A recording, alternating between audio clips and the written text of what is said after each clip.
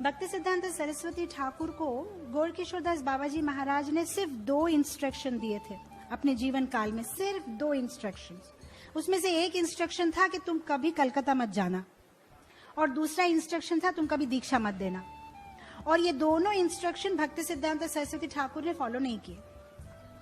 अब उनके शिष्यों ने जाके पूछा, गुरुजी आपके गुरु ने आपको ये 2 ही इंस्ट्रक्शन दिया था, कलकत्ता कभी मत जाना, दीक्षा कभी मत देना, और आपने ये दोनों किया।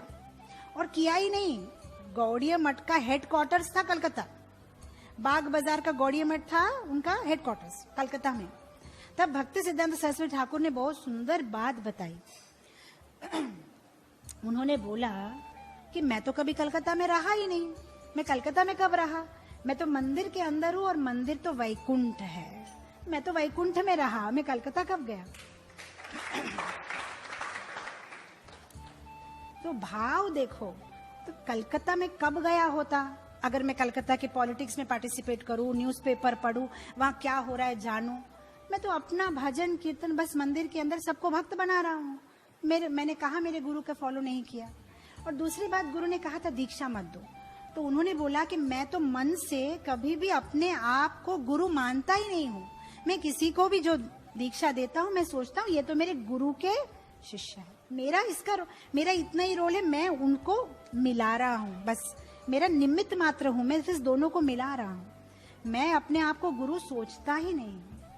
कितने सुंदर भाव। मैं क्यों ये एग्जाम्पल दे रही हूँ कि भाव बहुत इंपॉर्टेंट है। ये नहीं कि आप कैलाश पे चले जाओ या यमुनोत्री चले जाओ, गंगोत्री चले जाओ, लेकिन वहां भी आपकी भाव है इंद्रिय तृप्ति, तो फिर कोई फायदा नहीं है। ऐसी यात्राओं का कोई फायदा नहीं है। ये कव्वे जैसी यात्रा है, मत करिए ऐसी यात्रा। वरुण आइए संडे प्रोग्राम में बैठ के भगवत गीता सुनिए, ये आपकी तीर्थ यात्रा है। यहाँ भगवान के बारे में सुन रहे हो ना।